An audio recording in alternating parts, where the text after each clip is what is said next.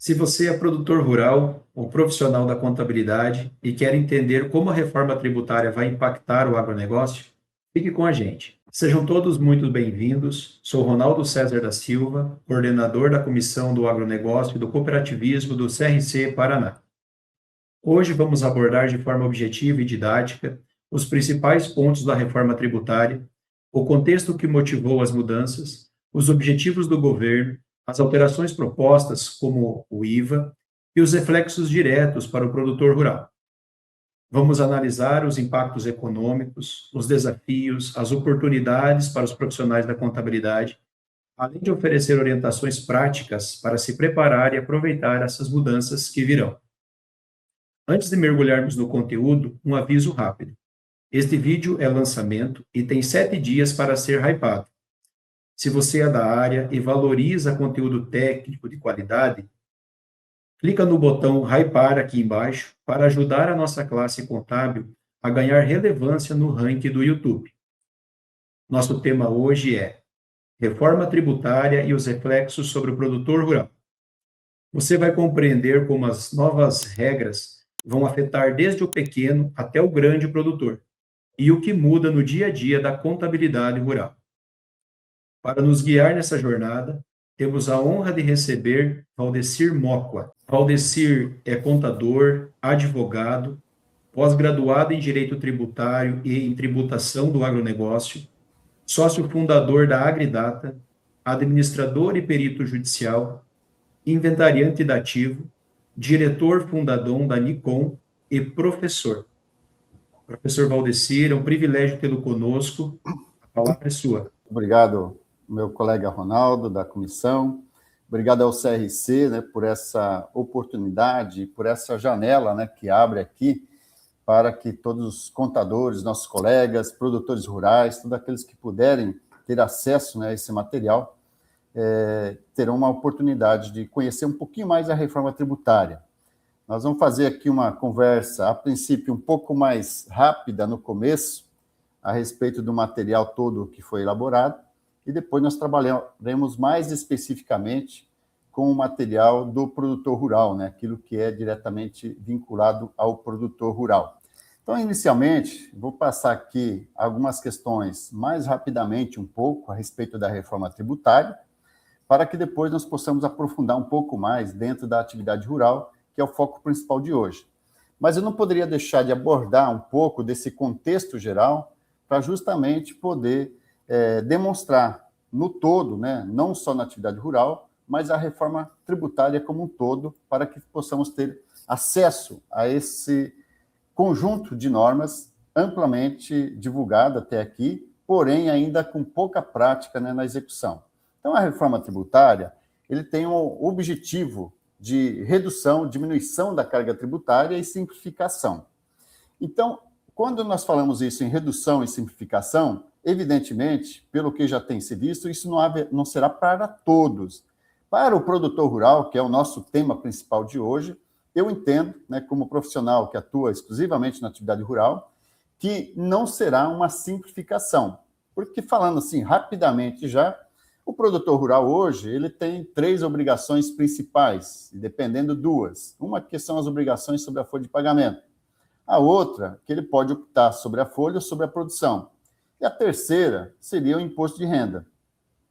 Com a entrada da reforma tributária, com a criação do IVA, que nós vamos ver, o produtor rural ele terá uma obrigação mensal. Então, muda completamente essa forma hoje simplificada de obrigações que o produtor rural tem. Por isso que eu entendo, particularmente, de que para o produtor rural não será um sistema simplificado, porque o sistema simplificado ele tem hoje.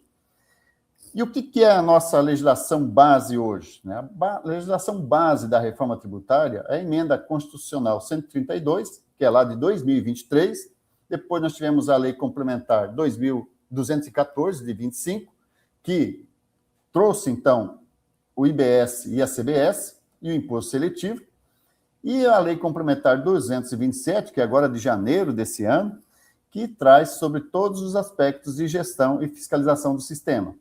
E para você ter uma ideia, o que isso transformou, né, como que isso veio para dentro da nossa legislação hoje, para que a legislação da IBS e CBS entrasse em vigor, nós tivemos essa série de revogações. Então, são muitos artigos, muitas normas específicas aí do PIS e COFINS, a nível federal, e a nível de Estado nós temos aí todos os regulamentos de ICMS, que serão substituídos integralmente, né? Ou seja, serão todos eles revogados plenamente lá em 2033, e tem ainda umas milhares de legislações municipais que tratavam do ISS. Então, nós não estamos falando de uma legislação simplificada, nós estamos falando de uma legislação complexa. Para nós que estamos atuando já no setor há muito tempo, nós temos uma modificação muito radical, digamos assim, né? É uma legislação totalmente modificada. E dentro dessas questões, nós temos aí os tributos e regimes. Então, o que acontece? Nós tínhamos aqui, e ainda temos, evidentemente, o PIS, a COFINS, o IOF sobre seguros, o IPI, ICMS e ISS. Isso tudo serão transformados em 2 tributos, a CBS e IBS. Então, o nosso IVA, diferente de muitos países, o nosso IVA não é um IVA de um tributo só, mas um IVA de 2 tributos. Por que disso? A CBS, que é uma contribuição, ela é exclusivamente da União. E o IBS, que é o imposto, ele é rateado entre município, estados e União. Então, a União, no Brasil, sempre tem um imposto específico para ela, né? Uma contribuição específica e não imposto. E, nesse caso, também, quando se criou-se o IVA, criou-se dentro de 2 tributos. E o IPI, ele será substituído pelo imposto seletivo, porém, esse imposto seletivo ele terá uma base mínima, como nós temos aí no rodapé do slide, em torno de 5% dos tributos, dos impostos, dos produtos que incide IPI, hoje, apenas 5% dessa base terá incidência do imposto seletivo. Basicamente, o IPI ficou em função da Zona Franca de Manaus, né? Então, se não tivesse a Zona Franca de Manaus, provavelmente o IPI teria sido extinto na sua totalidade. O objetivo, então, do IVA, né, que é o nosso IVA, IBS e CBS, que é um imposto aí semelhante, umas normas semelhantes ao que já existe em 170 países, nós temos, então, hoje, dentro do que foi criado, um padrão, que é um padrão internacional, onde que busca aplicar as melhores práticas tributárias, né, ter uma neutralidade tributária, ou seja, dentro de toda a cadeia produtiva, ter uma distribuição mais equilibrada ao longo de toda essa cadeia produtiva, para que você não concentre num determinado segmento ou numa determinada fase desse produto, mas sim você tenha essa distribuição dos impostos durante toda a cadeia produtiva de maneira gradual, de maneira escalada. E busca, então, uma simplicidade. Essa questão da simplicidade, nós sabemos que no meio de toda essa legislação, ela passa a ser simples em alguns setores diante daquilo que nós temos hoje, mas não simplificada como um todo. Conforme já adiantei, eu entendo que para o setor rural será uma complexidade que ele não possui hoje. Dentro dessa questão toda, nós temos, então, a não cumulatividade. Hoje, todos os impostos, basicamente, a grande maioria dos impostos são pagos de forma cumulativa. Mas dentro da reforma tributária, nós teremos eles segregados. Então, coloquei aqui, para efeito de demonstração, 4 fases. Nós temos a compra de matéria-prima, temos a fabricação, a distribuição e a venda ao consumidor. Dentro da nova legislação, cada etapa dessas haverá pagamentos e créditos impostos. Então, nós teremos débitos e teremos créditos em cada fase da produção, de cada fase da distribuição. Então, nós teremos 4 grandes fases, digamos assim, né? Que é a compra de matéria-prima, fabricação, distribuição e venda ao consumidor. Basicamente, em alguns tipos de produto, alguns tipos de atividade, nós tínhamos esse imposto concentrado basicamente na distribuição, em alguns outros casos lá na fabricação. Agora não, será em cada fase haverá impostos, ou haverá débitos e haverá créditos tributários, que a gente vai ver melhor ainda sobre isso. E quais seriam os principais benefícios, né? Seria eliminar, então, o efeito cumulativo, ou seja, um determinado setor, uma determinada fase da produção pagar todos os impostos, basicamente, e isso agora será feito de forma em cascata, ou seja, será distribuído durante toda a cadeia produtiva até chegar ao consumidor final. O objetivo disso, então, é reduzir o custo final dos produtos e serviços, aumentar a competitividade e simplificar a parte de recuperação de créditos. Nós sabemos que hoje é difícil recuperar créditos, é muito complexa. Essa nova legislação promete uma simplificação e rapidez nessa distribuição dos créditos. E dentro dessa simplificação e transparência, dentro do que será estabelecido em termos de comitê gestor, é para ter, então, uma simplicidade disso, ter uma transparência e ter uma justiça tributária. Então, isso que se busca, né? Isso que se busca. Então, provavelmente, que no decorrer de toda a normativa, diante das situações que vão surgindo hoje, dependendo, sobrecarregar um setor ou outro, dentro desses princípios de simplicidade, transparência e justiça tributária, se pretende, então, e esperamos que seja assim, que haja um melhor equilíbrio dentro de todo esse conjunto. E para isso, então, foi criado um comitê gestor, que é a Lei Complementar 227, agora de janeiro, e esse comitê ele irá administrar toda a parte do IBS. Por que do IBS? Porque o IBS ele é um imposto que será rateado entre município, estados e União. Então, como faz parte de todos os entes federativos, haverá, então, um comitê gestor que envolve todos os entes federativos, de forma a administrar e de determinar normativas, né, que são as notas técnicas, de que forma que se interpreta uma norma ou outra, as exceções de alguns tipos de produto. Então, vai gerenciar toda essa arrecadação, que hoje está a cargo da Receita Federal, será feita, então, por esse comitê gestor. Eu coloquei aqui uma linha do tempo, justamente para se ter uma noção melhor dessa forma de transição que haverá. Então, nós começamos agora em 2026, que a maioria já está acompanhando aí, nós temos uma alíquota teste, né, em 2026, que ela começou em janeiro, tem alguns setores ainda que está começando agora no mês de abril, mas o objetivo é teste, é fazer com que o sistema seja plenamente colocado em funcionamento, que se tenha noção exata das bases de cálculos, cadastramento dos produtos, ou seja, para que toda a sociedade, assim como o governo, de forma geral, se organize. Então, nós passaremos aí por uma transição, 2027, quando entra em vigor a CBS, né, na sua plenitude, vai entrar o IBS e vai sendo reduzido o ICMS e o ISS. Então, quando chegar lá em 2033, somente lá nós teremos a CBS e o IBS funcionando na sua plenitude. Então, o que nós temos assim? Nesse período também de transição, a simplicidade acaba ficando um pouco comprometida, porque nós continuaremos, então, ainda tendo duas legislações, né? Uma só, às vezes, já é muito complexa.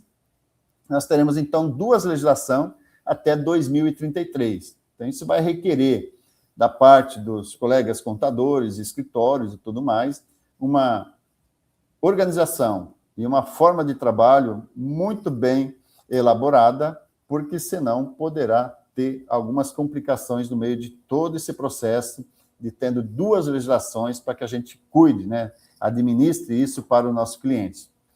Dentro desse período ainda de transição, eu vou destacar algumas questões aqui que ainda ocorrerão durante esse período, que é a fixação das alíquotas, né, de referência. Nós temos hoje que a IBS vai ser ali em torno de 18% a 20%, né, a CBS ali de 9%, pode ser que ainda se modifique isso, e essas alíquotas, de forma definitiva, ainda serão divulgadas ainda, mas a expectativa é justamente isso. Somando IBS e CBS, vai ficar ali entre 28% e 30% a carga tributária para aqueles que irão pagar integralmente, e nós já vamos ver logo na sequência quais são as categorias de atividades que terão uma redução dessas alíquotas.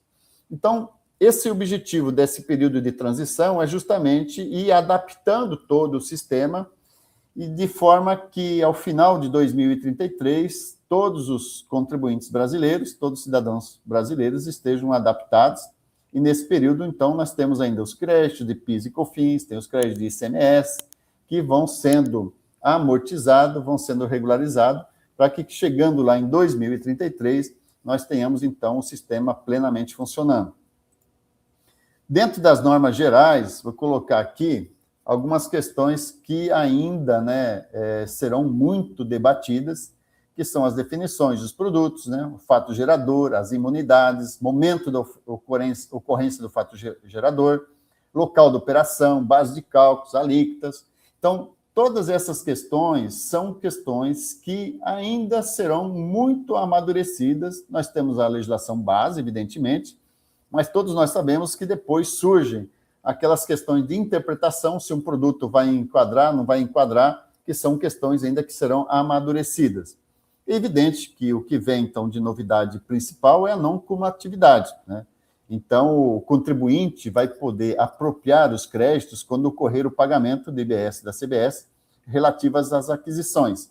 E as formas de utilização dos créditos, né, ainda poderão ser definidas algumas questões, como a maneira de compensação, ressarcimento.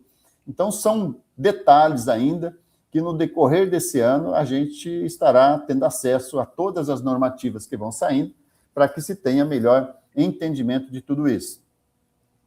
A respeito ainda da administração, eu vou chamar a atenção aqui só para esses pontos que eu destaquei aqui em verde, que é o que nos interessa neste momento, que é a questão de um cadastro único, apuração mensal e o ressarcimento. Então, a partir de junho desse ano, todos os produtores rurais terão um cadastro único. Então, todo contribuinte brasileiro terá um cadastro único e terá que fazer essa apuração mensalmente. De que forma isso? Essa apuração mensal, diferentemente do que nós temos hoje, no caso do produtor rural, que faz essa apuração depois que encerra o ano, quando se trata de pessoa física, a pessoa física também terá que fazer uma apuração mensal do IBS e CBS, terá que ter esse controle mensalmente.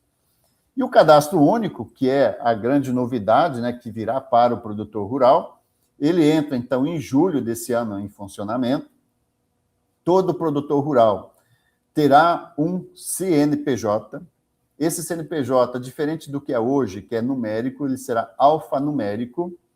E o objetivo desse CNPJ para o produtor rural, pessoa física, não é transformar ele numa pessoa jurídica, mas sim ele separar o que é atividade rural da atividade pessoal dele, dos gastos pessoais de vida dele.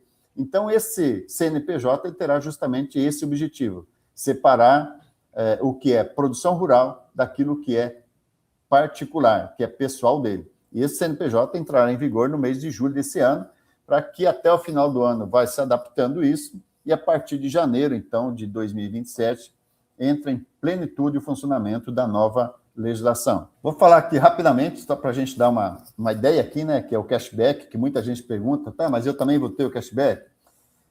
Ele será uma forma, então, de que você vai comprar, vamos falar compras de supermercado e diversos produtos que você vai comprar, e terá esse crédito do cashback. Mas quem que terá direito ao crédito do cashback?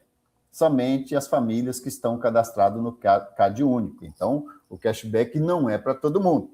O cashback ele é simplesmente para as pessoas cadastradas no CAD único e poderá ser utilizado esse crédito para compra de botijão de gás, contas de água, luz, esgoto, gás encanado e celular, e alguns outros produtos que ainda estarão sendo definidos. Então, o cashback é para as famílias que estão cadastradas no CAD único. Tributos e regimes da reforma. Então, como nós já falamos, né, nós temos aqui a IBS, a CBS, que é o IVA nosso, que é um imposto seletivo que estará substituindo o IPI. Então, o imposto seletivo estará substituindo o IPI para apenas 5% dos produtos que hoje sofrem a incidência do IPI. Dentro dessas questões aqui, nós teremos ainda os regimes diferenciados, os regimes específicos e os regimes favorecidos. Então, não é simplesmente a gente falar, vai ter um IBS, CBS, vai ter um imposto seletivo. Não, nós temos esses 3 conjuntos aqui de contribuintes que estarão em formas de tributação diferenciadas do regime geral.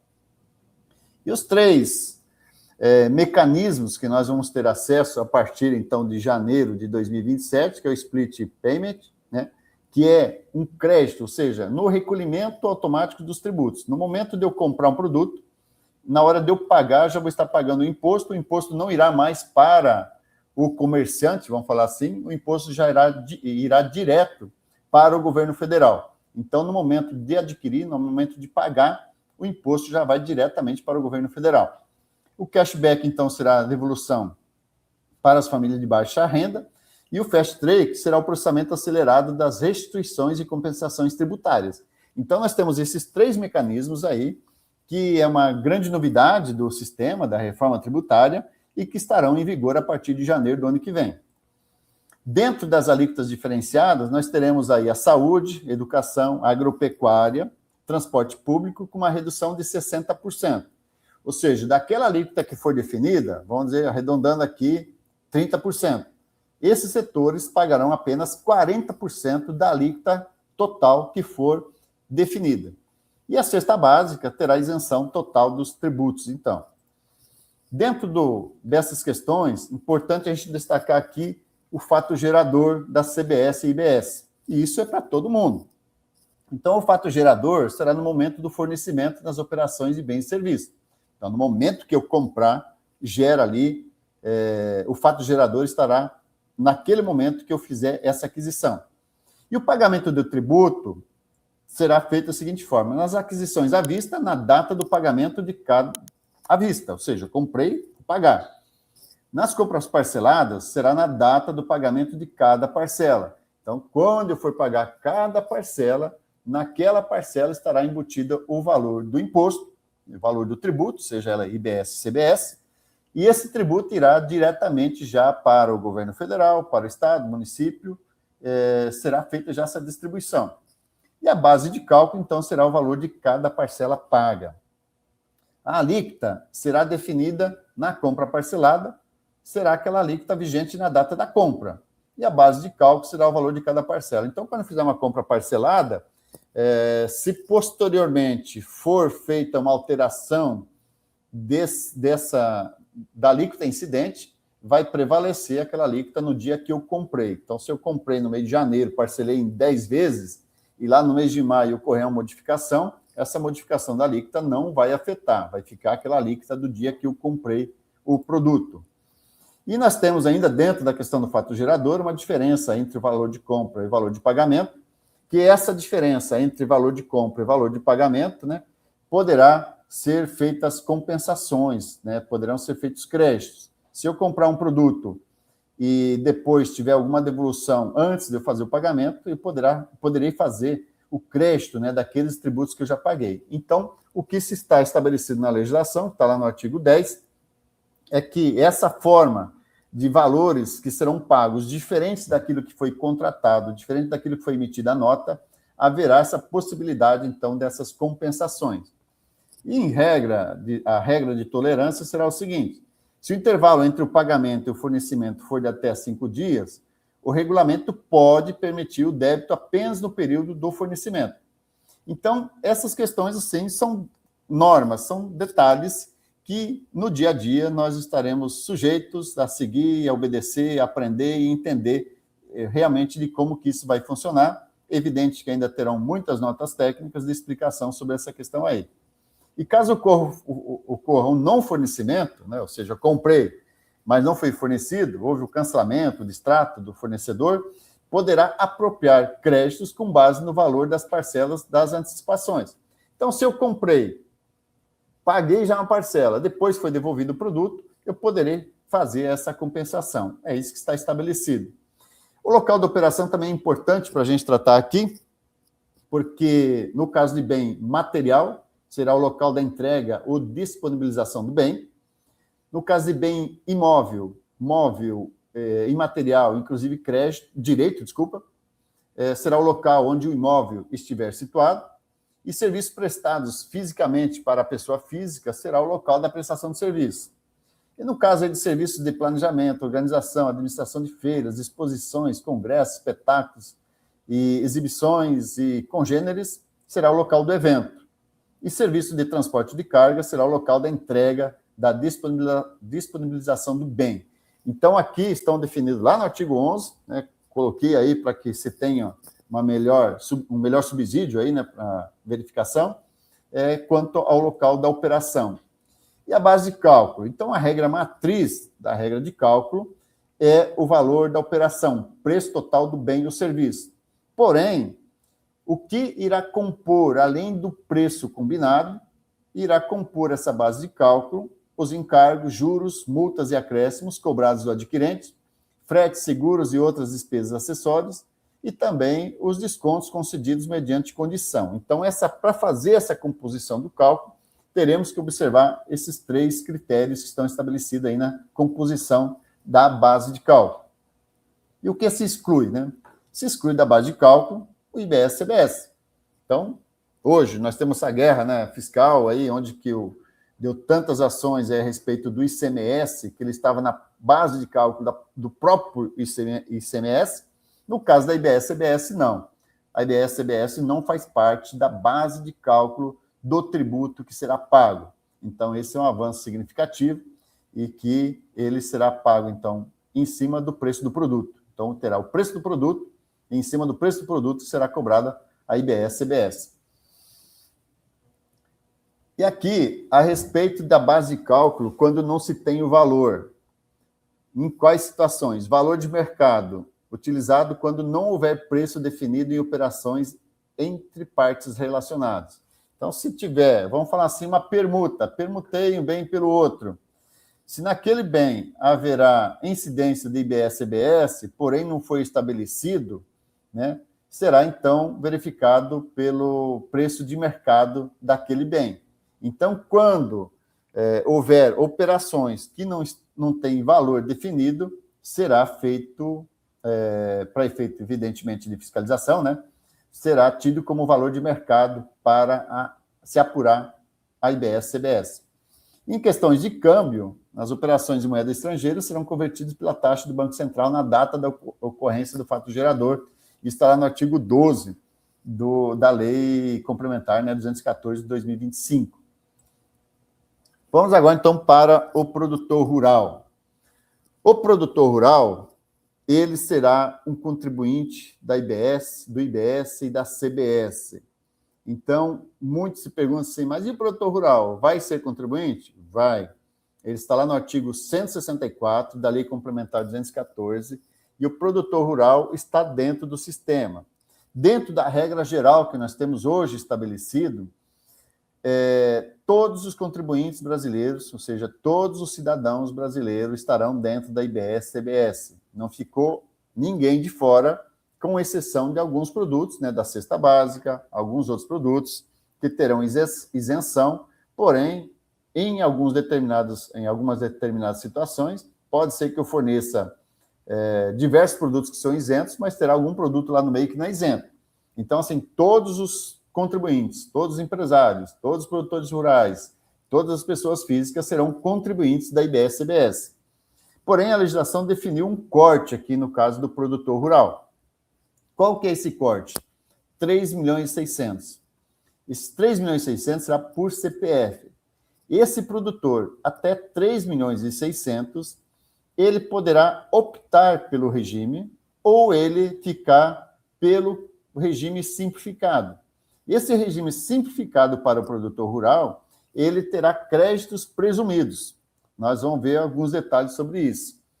Já o produtor, que ele tiver um faturamento superior a 3.600.000, ou seja, por CPF, então, no caso de cônjuge, né, cada cônjuge terá 3.600.000, que será o seu limite.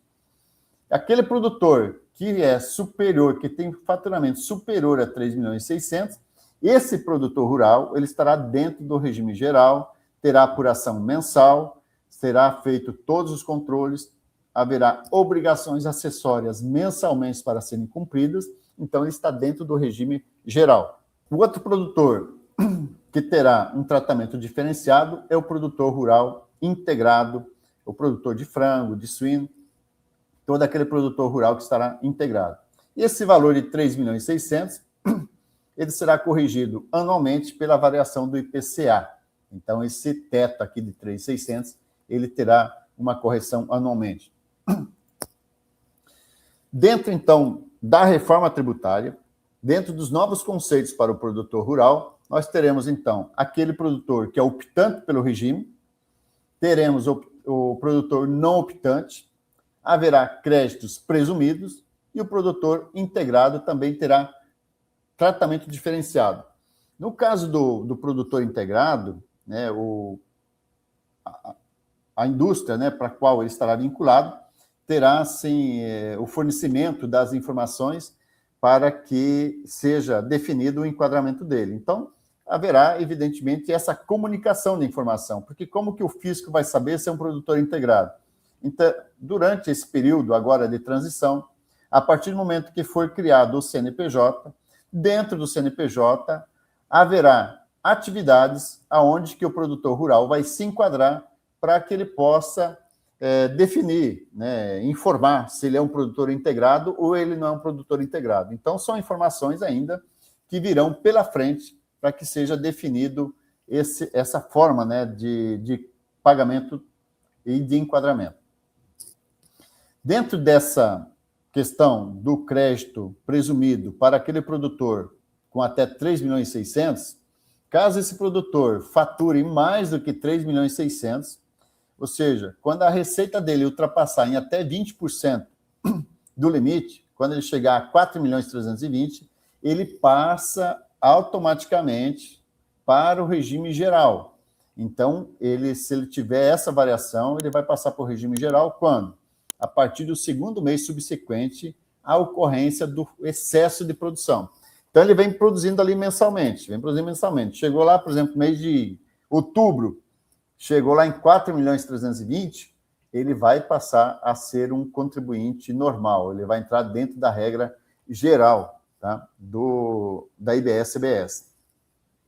E quando o produtor começar uma atividade durante o ano, então, se ele começar uma atividade, vamos dizer, mês de julho, e ele atingir proporcionalmente a mais do que o limite, de que forma? Se for 3 milhões e 600, é 300 mil por mês. Se ele atingir proporcionalmente o valor de 4 milhões e 320, né? Então, você pega 4 milhões e 320, divide por 12, você vai ter um valor mensal. Se ele ultrapassar esse valor, acumulado no período que ele começou a atividade, ele também será desenquadrado do regime simplificado e passará para o regime completo, tá? Então, esse enquadramento, como que será definido? Será pela soma das receitas, incluindo a participação que esse produtor tiver em empresas jurídicas que possuem atividade rural. Então, se eu sou uma pessoa física, tenho lá 3 milhões de faturamento, mas a pessoa jurídica com a qual eu sou sócio, de acordo com a minha participação que eu tiver lá dentro dessa pessoa jurídica agropecuária, a soma das duas receitas, da física e da agropecuária, proporcionalmente, definirão se eu sou um produtor pelo regime simplificado, se eu posso optar, ou se eu já partirei automaticamente para um regime completo. Então, é importante observar isso. E no caso dos créditos presumidos, como que vai funcionar? Então, aquele produtor rural que ele está dentro do regime simplificado, ao invés de ele apurar mensalmente a IBS e CBS para saber se ele tem crédito, se ele tem débito, ele terá um crédito presumido que será definido todo ano no mês de setembro, até o mês de setembro, com base na média do que ele contribuiu nos últimos 5 anos, né? E ele poderá transferir esses créditos para aquele adquirente dos produtos dele. Por que isso?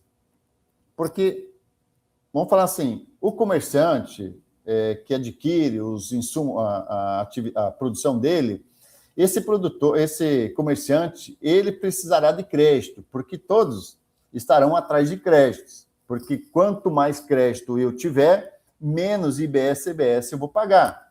Então, eu vou trazer logo na sequência aqui um exemplo disso. Então, todos os segmentos, né, da cadeia produtiva estarão querendo crédito.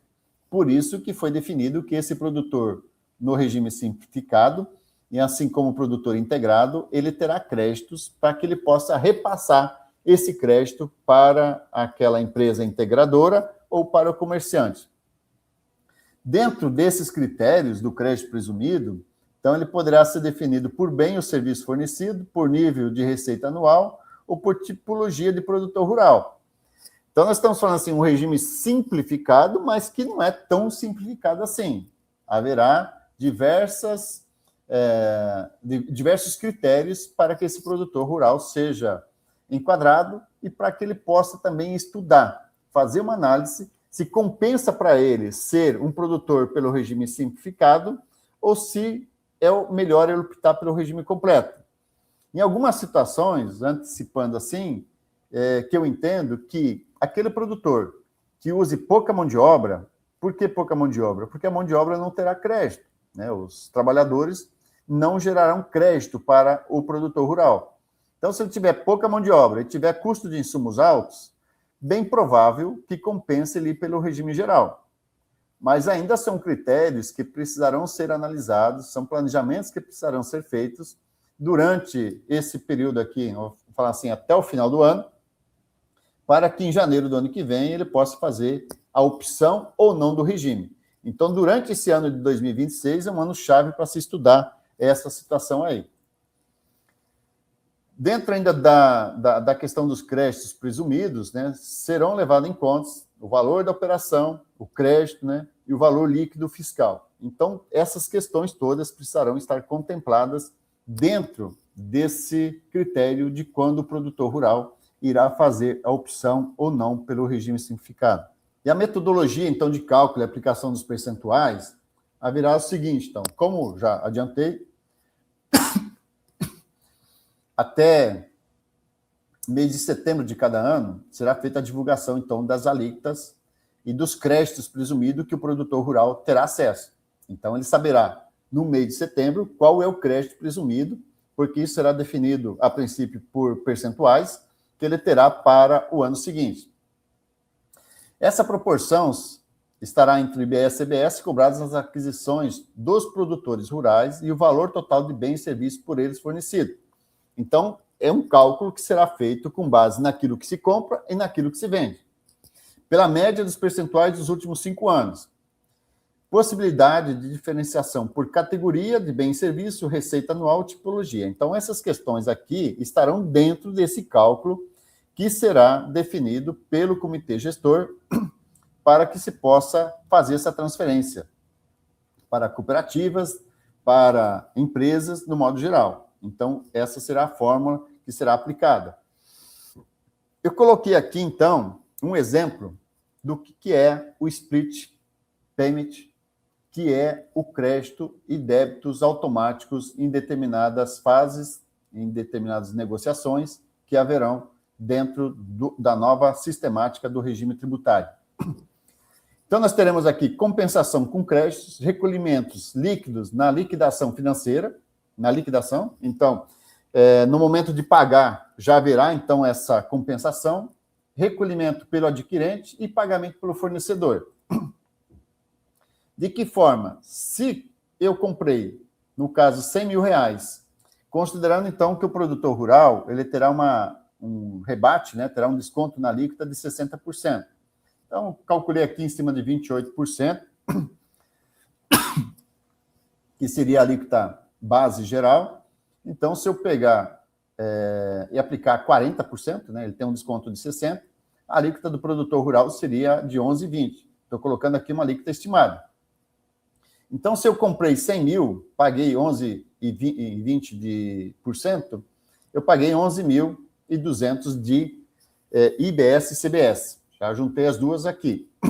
Então, significa que eu paguei para o fornecedor é um débito, mas para o produtor rural, isso é um crédito que ele tem. Então, o produtor rural aqui terá um crédito de 12.200. Mas também esse exemplo serve para qualquer outra atividade. Ou seja, eu comprei um produto, eu gerei um crédito. No momento que eu for vender esse produto, então eu comprei por 100, deu exemplo aqui, vou vender por 150. Lá para o cerealista, para o adquirente. O que ocorre? Eu vou ter aqui uma obrigação de 16.800.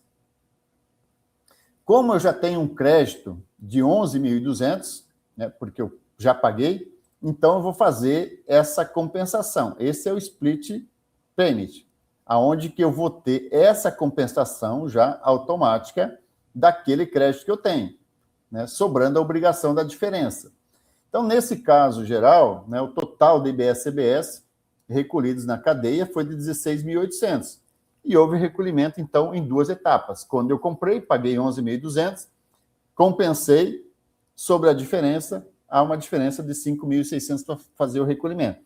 Então, esse é o mecanismo que todos aqueles que são contribuintes, né, normais, que estiverem dentro do regime tributário da IBS-CBS, terão que administrar durante toda a sua compensação. O que se promete aqui, que no momento de fazer essa negociação, esse crédito que eu tinha aqui, porque eu tinha um crédito, será feito isso durante 3 dias úteis, né? Então, essa compensação se promete ser rápida dentro da cadeia produtiva. Diferentemente de hoje, né? Que eu tivesse um crédito, dependendo, eu não consigo nem recuperar esse crédito, e dependendo, se perde aí, né, no meio da possibilidade de eu transferir esse crédito para outro. Então, aqui será feito dessa forma. Dentro da presunção, então, de omissão de receita. Hoje, a gente precisa levar muito em conta esse artigo 335 da Lei 214. Vocês podem ir lá, pega a legislação, analise, que nós teremos esses 4 grupos aqui de controles. A parte da documentação, a escrituração, a movimentação financeira e o controle patrimonial. Então, dentro dessa questão de fiscalização, é muito importante, repito, muito importante, se ater e ler todos os detalhes do artigo 335. Muda totalmente a forma que se tem hoje de fiscalização e de autuação por parte da Receita Federal, aonde que traz novos critérios, traz novas definições. Então, essa parte da documentação, operações sem documento fiscal, falta de registro ou documentação idônea, estará sujeito ao lançamento da IBS-CBS. Saldo credor no caixa, falta de escrituração, passivo fictício, também será objeto de lançamento tributário. Movimentação financeira, valores não comprovados, suprimentos sem origem, também. Patrimonial, ativo oculto, diferenças de estoque, avaliação incorretas. Então, são 4 grupos muito importantes para que seja observado. Tanto faz qualquer tipo de contribuinte, seja produtor rural, seja qualquer outro contribuinte. Dentro dessas questões, então, da presunção, o saldo credor em caixa, o registro contábil indicando saídas superiores às entradas, também poderão ser objeto de autuação. Vou chamar a atenção aqui para essa questão dos depósitos bancários, né? Valores creditados sem comprovação idônea dos recursos, tá? Essa diferença aqui, ó, receita líquida inferior ao custo total dos produtos, mercadorias ou serviços. Então, são diversas situações que estão estabelecidas que é importante que se atenha, porque serão objeto de lançamento de ofício pelos órgãos arrecadatórios. Dentro dessas questões ainda de presunção, como que será feito isso? Quais são as fontes aí de monitoramento, né? As instituições financeiras bancárias, administradores de cartão, participações de arranjo de pagamento, intermediadores de e-commerce, condomínios comerciais, outras pessoas jurídicas detentoras de dados financeiros. Então, nós temos hoje uma sequência de informações que eu chamo a atenção aqui, que é importante que seja observado. Porque nessas negociações, eu vou voltar aqui, ó, né? Nesse contexto todo do que estará sendo operacionalizado, é muito importante que esse controle mensal que a legislação já trouxe, que realmente seja feito um controle mensal de todas essas situações. E dentro aqui ainda dessa questão, por que estou enfatizando? Porque realmente é algo que precisa ser bem monitorado, né? Dentro dos aspectos de procedimentos e ônus probatório, passou-se isso para o contribuinte.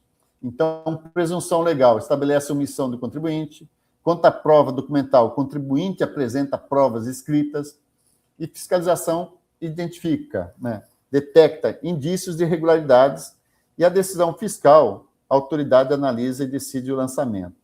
Então, essas questões, eu estou reiterando aqui justamente porque é algo assim que nós precisaremos estar muito atentos como profissionais da contabilidade e aquele que é consumidor, que é o nosso produtor rural, que estará vinculado, precisamos ter essa percepção de que é um novo sistema de fiscalização, uma nova forma, muito importante que isso seja plenamente observado. Vou passar aqui, então, um comparativo da reforma tributária com a situação atual. Eu fiz uma estimativa aqui de 8 milhões. Por que 8 milhões? Porque até 7 milhões e 200 pode ser feito dentro do regime simplificado. Então, peguei um exemplo aqui de 8 milhões que sai fora do regime simplificado. Então, hoje, essa aqui é uma pessoa jurídica na situação atual, tá? Pessoa jurídica, situação atual. 8 milhões de faturamento, tendo uma despesa ali, despesa de insumos, toda a despesa dela de 60%. Dá 4 milhões e 800. Tributaria 3 milhões e 200, ou seja, 40% de lucro. Em cima dessa tributação, hoje o que se paga? Né? Paga contribuição social e imposto de renda. Tá? Então, dentro dessa contribuição social e imposto de renda, o valor seria de R$182 mil. Dentro da reforma tributária, tá? Dentro da reforma, por que eu coloquei só a contribuição social e imposto de renda? Eu considerei aqui, tá, uma atividade, que são as maiores, a maioria das atividades do produtor rural não tem PIS e COFINS, então ele só paga contribuição social e imposto de renda. Então, como produtor rural, na grande maioria de todas as atividades rurais hoje, não possui PIS e COFINS, eu só calculei aqui a contribuição social e imposto de renda. Dentro do mesmo exemplo, considerando a IBS e CBS, e aqui eu estou levando lá para 2033, por isso que coloquei no cabeçalho 2033. Em 2033, no mesmo padrão de faturamento, ou seja, com uma despesa de 60%, calculei aqui um lucro grande aqui, né? Ele vai pagar o quê? Ele vai pagar IBS e CBS. O que eu coloquei esses 85% aqui? Considerei que, de todo o custo de produção que ele tem, desses 60%, 85% dos custos possuem crédito de IBS e CBS. Então, ele teria aqui um crédito de IBS e CBS na hora dele vender de R$456 mil. Tá? Dos insumos, desculpa, ele tem um crédito aqui dos insumos. Então, nesse caso, ele teria 456 mil de crédito, tá? Porque ele é devedor aqui quando ele comprou, né, os insumos, ele pagou IBS e CBS. Na hora dele vender os 8 milhões, a alíquota dele, se ficar nisso, é 11,2. Então, ele teria um débito aqui de 896. Qual que é o imposto líquido que ele vai ter aqui a pagar? 439 mil.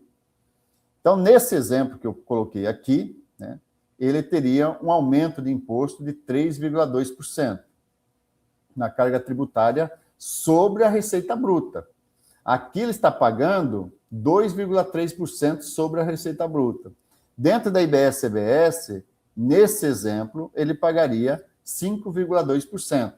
Então, ele teria um aumento de 3,2% sobre a receita bruta. No caso aqui, a pessoa física aqui, tá? Então, estou trabalhando agora a pessoa física atual com a física nova, né? Então, você é um novo produtor rural em 2033. Nesse exemplo, então, 80% de custo de produção. Sobre esses 80%, ele teria imposto de renda hoje na pessoa física para pagar de 440 mil. Isso é hoje, está funcionando assim. Dentro da nova regra, se ele tiver 85% desses 6 milhões e 400 com incidência de IBS e CBS, qual será a carga tributária dele? Então, ele terá que pagar IBS e CBS quando ele vender, e ele já pagou IBS e CBS dos insumos que ele comprou. Nesse exemplo, né, o produtor rural terá um aumento aqui de 65% na carga tributária, porque ele vai sair de 5,5%, que é o máximo que ele paga hoje, para 9,08%. Então, um aumento bem significativo. Trouxe um outro exemplo aqui comparando, então, uma pessoa física hoje, tá? Uma pessoa física na reforma com a pessoa jurídica na reforma. Então, a pessoa física, lá em 2033, dentro da reforma, é a pessoa jurídica, de acordo com aquilo que se tem conhecimento hoje. Considerando um custo aqui de 80%, tá? Então ele fatura 8, gasta 6, a mesma situação aqui. A pessoa física, ele paga hoje 5,5%, né? Ele está pagando. Dentro da reforma, ele vai pagar R$ 182 mil na pessoa jurídica, né? Dentro da pessoa jurídica. Então, essa pessoa jurídica aqui, ele tem uma vantagem significativa sobre a pessoa física dentro da reforma tributária. Eu coloquei um outro exemplo aqui, dentro dessa questão aqui, pessoa física com pessoa jurídica, né? Na reforma. Em termos, seguindo as mesmas informações, tá? A base de cálculo aqui é 85% do quê? Dos 80% aqui dos insumos. Então, aqui eu coloquei o quê? Os insumos normais. Então, dentro do que era hoje, né? Então, isso aqui era o que é hoje. Pagaria 5,5% e paga na jurídica 2,8%. Essa é uma situação de hoje. Esse mesmo caso, eu levando para dentro da reforma, como que fica? É aquele mesmo exemplo. Usando 85% dos insumos que eu comprei, considerando que 85% tem crédito. Dentro desse valor, né, dentro dessa base, a pessoa física, na reforma, pagará 11,08% dentro da reforma, porque nós temos mais o adicional do imposto de renda aqui, que é um outro assunto, mas eu já incluí ele aqui, né, que entrou em vigor dia 27 de novembro. E a pessoa jurídica vai pagar quanto? Nesse exemplo aqui, 7,36%. Então, ainda a jurídica, seja hoje antes da reforma, ou seja, depois da reforma, terá vantagem sobre a pessoa física.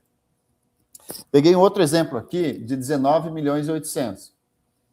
Esse 19 milhões e 800, tratei os mesmos percentuais, 60% de despesa, tá?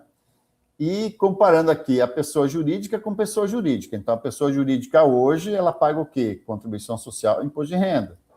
Nesse valor de receita, com esse patamar aqui de despesa, quanto que ela vai pagar? 5,5% sobre o faturamento, tá? Que dá um aumento de 3,2%. Então, hoje paga 2,3%, e aqui paga 5,5%. Então, dentro de qualquer cenário que a gente estabeleça, a pessoa jurídica, mesmo hoje, né, paga menos, e na nova legislação também pagará menos. Nesse mesmo exemplo, estou comparando aqui a pessoa física, tá? Porém com faturamento maior. Pessoa física atual com pessoa física do IBS. Com esse faturamento de 19 milhões de reais, com 80% de despesa, hoje ele paga 5,5%, vai pagar 1 milhão e 45. Considerando que 85% dessas despesas aqui possuem créditos de IBS e CBS, qual vai ser o valor que ele vai pagar final? Ele vai pagar 9,08%. Então, hoje paga 5,5%, após a reforma vai pagar 9,08%. Trouxe um outro exemplo aqui, aquele mesmo exemplo seguindo aqui. A pessoa física versus pessoa jurídica. Lá em 2033, a pessoa física dentro da reforma, ele vai continuar pagando imposto de renda, né? Ou seja, hoje ele pagaria somente imposto de renda.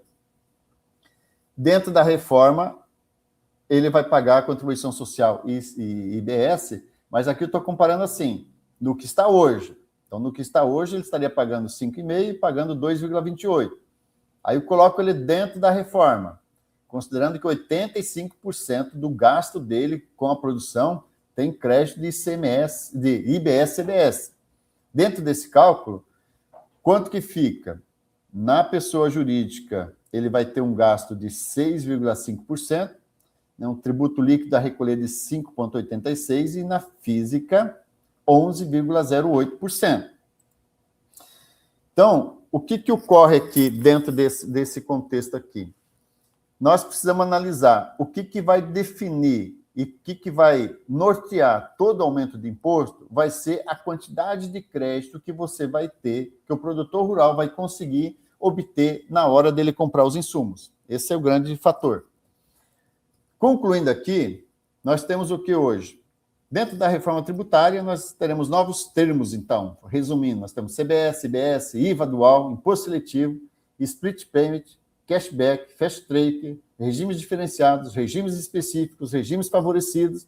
E o produtor rural ele poderá ser optante, não optante, terá créditos presumidos e terá o produtor integrado também terá a sua diferenciação ali. Então, essas questões, esses termos todos, resumindo, né, o que a gente chama a atenção aqui? Que hoje o princípio principal agora do imposto é o destino. Então, a cobrança será feita no destino, não cumulatividade. Então, permitirá ser pago o imposto em cascata. Temos um período de transição de 2026 a 2033, haverão alíquotas diferenciadas e há uma questão, então, de uma governança e transparência através do comitê gestor. Esse é o resumo do que nós falamos aqui. E a partir, então, de 2026, começaram a entrar em vigor as alíquotas testes. 2027, o PIS e a COFINS serão extintos, o IPI será zerado para a maioria dos produtos e passarão a vigorar a CBS plena, né, e o imposto seletivo. A partir de 29, ICMS e ISS serão reduzidos gradualmente até sua extinção em 2033, quando o IBS passará a ser cobrado em alíquotas plena definida por cada ente. Qual que são as tendências? Lucro presumido em cheque, talvez, tenha que ir para o lucro real. Retorno da distribuição disfarçada de lucro, pode ser, é uma questão que precisa ser verificada e controlada, porque essa parece que é algo assim que está meio na mira. Resgate da contabilidade, especialmente a societária, então há um resgate disso, porque haverá controle mensal. Aumento da complexidade na apuração do imposto de renda, que foi a nova regra que entrou em vigor. A tributação das altas rendas, combate à erosão da base de cálculo do imposto de renda, tributação mínima, regras de controle, alíquota efetiva. São as tendências que nós temos no nosso regime tributário aqui que estarão funcionando.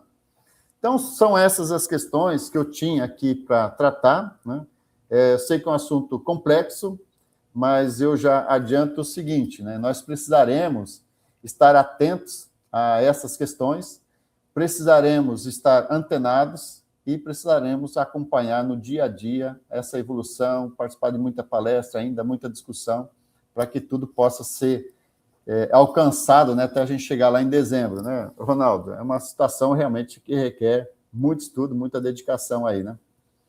Perfeito, professor Valdecir. Realmente é um assunto latente para a classe contábil. Já queria, de antemão, agradecer por ter compartilhado conosco todo esse seu material, seu conhecimento. Nós ainda temos um pouquinho de tempo aqui, professor. Eu gostaria de trazer algumas perguntas aí, esclarecer algumas dúvidas, né, que os nossos participantes trouxeram aí ao longo da tua fala, tá? Até para a gente poder colaborar aí com os colegas aí de classe. Um dos nossos participantes perguntou o seguinte, professor Valdecir: vimos que o produtor rural passará a ter um CNPJ para realizar suas operações rurais. Mas e o produtor rural com faturamento de até 3 milhões e 600? Ele também estará obrigado a ter um CNPJ ou, nesse caso, será facultativo? O CNPJ é obrigatório para todos, independente do movimento, se ele for produtor rural, se ele estiver enquadrado como produtor rural, independente do movimento que ele possuir, o CNPJ vai ser um requisito essencial dentro dessa reforma, para separar aquilo que é pessoal dele do que é produção. Então, por isso que haverá uma necessidade, Ronaldo, essencial de, independente do tamanho do produtor rural, independente da situação dele, ele precisará ter um controle, porque ele precisará fazer um monitoramento ali do que é rural e o que não é rural. Precisará ter uma contabilidade dele ali, mesmo que seja rústica, mas ele precisará ter esse controle aí. Então, é para todo mundo. Sendo produtor rural, haverá CNPJ. Perfeito. Tendo atividade econômica, vamos ter que separar o que é coisas particulares do que é da atividade rural. Perfeito. Muito bem, professor. Temos um outro participante que questiona o seguinte: atualmente o produtor rural não paga nem PIS nem COFINS. A partir de janeiro de 2027, ele estará obrigado ao pagamento da CBS e do IBS? Não seria melhor que o setor rural tivesse conseguido isenção? Então, Ronaldo, eu entendo assim, se houvesse uma isenção geral de tudo, tudo bem. Mas como o objetivo do sistema é colocar todo mundo para dentro do sistema. Então, não fazer segregação de contribuinte. Então, é todo mundo dentro do sistema. E uma vez que esse era o objetivo, então não havia como o produtor rural ficar fora do sistema. Então, constantemente o pessoal fala assim, mas seria melhor ter mais produto isento? Não. Pela regra, quanto mais insumos você comprar que tenha IBS-CBS, será melhor para você. Porque o produtor rural, de maneira geral, ele vai pagar IBS sobre o quê? Sobre aqueles insumos que não possuem incidência de IBS-CBS, sobre a mão de obra, que ela não possui IBS-CBS, e sobre o lucro dele. Então, para saber assim, qual vai ser meu aumento da carga tributária, se tiver lucro, sobre o lucro vai ter IBS-CBS, porque não vai ter crédito daquela parcela. E não vai ter crédito sobre a mão de obra.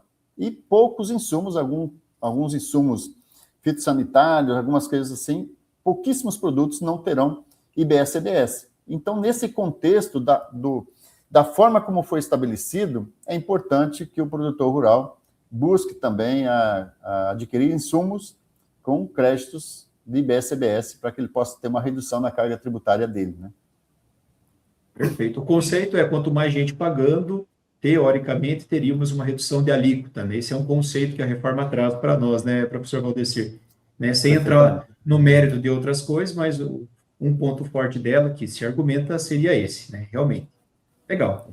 Temos um outro aqui que pede o seguinte, professor. Em quais situações será vantajoso ao produtor rural, aquele que tem um faturamento de até 3 milhões e 600, optar pelo regime geral da CBS e do IBS? Então, eu tenho feito algumas estimativas, né? Porque ainda a gente está no campo das estimativas, porque ainda tem normas para sair, tem produtos a serem identificados, então existem algumas questões assim de saber exatamente quais são os produtos que ainda não terão isenções ainda, ou simplificações, ou alíquotas reduzidas. Então, partindo daquilo que se tem hoje, eu entendo assim, que aquele produtor que possui pouca mão de obra e possui um gasto grande de insumos, ou seja, ele tem uma margem pequena de lucro, ele possui pouca mão de obra e tem margem pequena de lucro. Esse produtor, eu vejo que ele precisaria ir para o regime geral, porque ele vai ser mais vantajoso para ele. Agora, se esse produtor até 3 milhões e 600, ele tem uma margem grande de lucro, ele usa bastante mão de obra, ele teria que ir, então, para o regime simplificado, porque ele vai ter esse crédito estimado ali, ele sai fora de ter que fazer uma prestação de contas mensal, né, de estar obrigado a entregar as obrigações acessórias todas, e ele teria esse crédito. Então, eu entendo assim, que dependendo da atividade, ele vai ter que analisar. Não dá para colocar como regra todo produtor até 3 milhões e 600 ficar no lucro presumido, ficar nesse crédito presumido. Ele precisa realmente analisar. E por isso que esse ano 2026 é o tempo de fazer os cálculos para saber qual será o regime mais adequado para ele, se o geral ou o simplificado, né? Perfeito. Que mostra a relevância da classe contábil aí nessa transição da reforma tributária, né? Não somos só um custo, né? Vamos lá, vamos para a próxima. O próximo colega nosso diz o seguinte: vimos que praticamente todos os produtos e insumos serão tributados pelo IBS e pela CBS. Porém, os produtos de cesta básica, como arroz, feijão, leite, frutas, ovos, hortaliças, carnes, foram incluídos com alíquota zero. Para os produtores rurais que produzem especificamente esses produtos, a carga tributária será menor? Esse é um grande desafio, né, para que a gente tenha esse direcionamento. Porque a partir do momento que ele vende produtos isentos, tá, se ele tiver comprado muitos insumos com IBS-CBS, ele vai acabar perdendo esse crédito dele. Então, novamente, e você destacou muito bem, Ronaldo, a classe contábil, dentro da reforma, terá uma importância muito maior para o produtor rural do que tem hoje. Porque hoje o produtor rural, ele tem poucas obrigações, né? Basicamente é imposto de renda que é a preocupação do produtor rural hoje. Mas dentro da reforma, precisará fazer essa análise para saber, olha, eu entrego o produto isento, é vantagem ficar no presumido, se ele estiver abaixo dos 3 milhões e 600, não dará para fazer isso de forma assim aleatória. Terá que pegar a situação real de cada produtor e analisar e fazer esse enquadramento. Então, a classe contábil será muito requisitada e por isso que os nossos colegas precisam buscar o máximo de informação para que possa assessorar esse produtor rural, para que não haja um aumento muito expressivo da carga tributária, porque eu entendo que todo produtor rural terá aumento da carga tributária. Dentro da nova sistemática, o produtor rural irá pagar mais do que paga hoje, isso é praticamente certo, não vejo assim como pagar menos, a não ser que tenha prejuízo na atividade, mas não é esse o objetivo da atividade, né? É feito para dar lucro, né? Uma indústria a céu aberto, muitas delas aí. Bom, temos uma série de perguntas ainda, vou fazer mais uma aqui para nós encerrarmos. Pode ser, professor? Ok. O nosso colega diz o seguinte: ó, determinadas atividades rurais poderão acumular créditos, especialmente em períodos que houverem prejuízos na atividade. Diante desta realidade, como será feita a devolução desses créditos aos produtores? Tudo a ver com a nossa última colocação. Por favor, professor. Vamos lá. Então, Ronaldo, esse é um critério ainda que não se tem ainda bem definido. O que a legislação define, e tem assim, reiteradamente tem sido discutido, é que os créditos serão feitos de maneira mais rápida possível. Mas quando houver prejuízo, né, que esse é o grande detalhe da legislação, quando houver prejuízo, esses créditos tendem a passar para o ano seguinte, né, para ser compensados nos anos seguintes. Mas é uma questão ainda que está em discussão, não dá para a gente ter uma certeza. É uma grande dúvida que se tem justamente nessas questões aí. Quando tiver prejuízo, como que vai ser essa compensação? É uma dificuldade que você tem hoje para se definir e para passar hoje para o nosso produtor rural, falar, não, isso aqui vai ser feito de tal maneira. Não se tem ainda essa maneira exata de como será feito o pagamento desses créditos ainda, né? Esse ressarcimento. Vai ficar para o ano seguinte? Vai fazer uma restituição em dinheiro? São dúvidas que ainda permanecem. Perfeito. Excelente. Muito bem. Bom, pessoal, com esses valiosos conhecimentos trazidos aí pelo nosso professor Valdecir Mota, encerramos a nossa transmissão de hoje, tá? Agradecemos imensamente a participação de todos que nos acompanharam. Deixa aqui o seu like, se inscreva e compartilhe este vídeo com aquele colega que precisa entender que sustentabilidade também se contabiliza. O nosso compromisso é fomentar conhecimento e apoio técnico para uma profissão cada vez mais forte, estratégica e preparado para os novos tempos. Conselho Regional de Contabilidade do Paraná. Siga este conselho